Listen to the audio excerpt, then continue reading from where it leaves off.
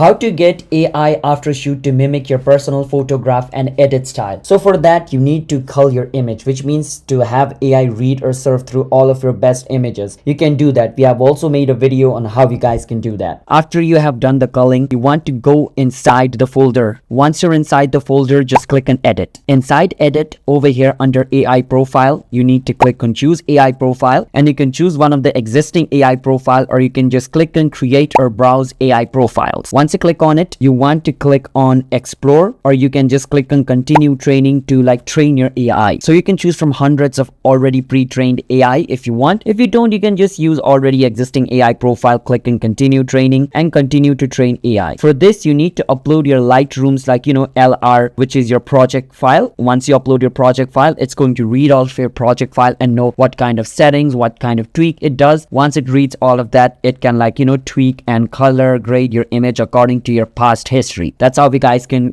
create your personal trained AI. Or you can just download from already existing hundreds of pre-trained AI from the Cullinan's folder. That's how you guys can do it. Subscribe to our channel for more videos like this.